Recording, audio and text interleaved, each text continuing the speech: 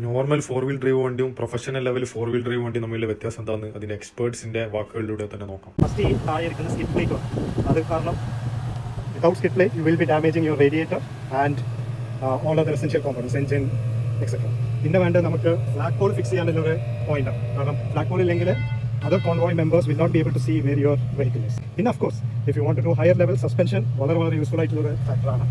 അപ്പോൾ basic suspension തൊട്ട് Kings, Radflos, Icons, heavy duty, long travel, അങ്ങനെ പല ഓപ്ഷൻസ് ഉണ്ട്. അത് കഴിഞ്ഞാൽ പിന്നെ ബീഡ് ലോക്സ് പോകും. ഈ ബീഡ് ലോക്സ് എന്ന് പറയുന്ന ഈ ടയർ ഇപ്പോൾ ഇതിനകത്തുനിന്ന് ടയർ പോപ്പ് ഔട്ട് ആവത്തില്ല, ഇവിടെ ഫിക്സ്ഡ് ആണ്.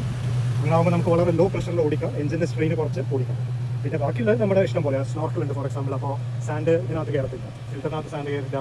പിന്നെ നമുക്ക് ഓഫ് റോഡ് ലൈറ്റ്സ് ഉണ്ട് നൈറ്റ് ഓടിക്കുന്നവർക്ക്. പിന്നെ ഈ പറഞ്ഞ ട്യൂൺ പാഷിംഗ് ഒക്കെ കഴിഞ്ഞ് തിരിച്ച് ഓൺ റോഡ് പോകുന്നതിന് മുമ്പ് you have to fill your tyres back up. അപ്പോൾ അതിന് വേണ്ടിയാണ് കംപ്രസർ ഫിക്സ് ചെയ്ത് നമുക്ക് തന്നെ പെട്രോൾ സ്റ്റേഷനൊന്നും പോകാതെ എക്സിറ്റ് ചെയ്യുന്ന പോയിന്റ് തന്നെ ടയർ ഫിൽ ചെയ്ത് പുറത്താകാം. ഇന്റീരിയറിൽ പറയുന്ന കാര്യങ്ങളാണെങ്കിൽ first of course definitely fire extinguisher, then you can have walkie talkie, ഇത് ഫിക്സ്ഡ് ആവാം ഇതേപോലെ, അല്ലെങ്കിൽ ഹാൻഡ് ഹെൽഡ് കംപ്രസർ വർക്ക് ചെയ്യുന്ന സൗണ്ടാണ് അത്. പിന്നെ ഞാൻ നേരത്തെ പറഞ്ഞ കിൽ സ്വിച്ചും കാര്യങ്ങളുമാണ് ഇവിടെ ഫിറ്റ് ചെയ്തേക്കുന്നത്. ഓഫ് റോഡ് പോകുമ്പോൾ നമ്മുടെ ട്രാക്ഷൻ കൺട്രോളും ABS എല്ലാം ഒറ്റ സ്വിച്ചിൽ സ്വിച്ച് ഓഫ് ചെയ്യാൻ വേണ്ടിയാണ്. And then ബാക്കിയുള്ള accessories you have off-road navigation, dedicated GPS കിട്ടും. So they are not dependent on your mobile network. Satellite വഴിയാണ് വർക്ക് ചെയ്യുന്നത്. പിന്നെ ഇത് കാണുന്നത് OBD2 റീഡർ എന്ന് പറയും.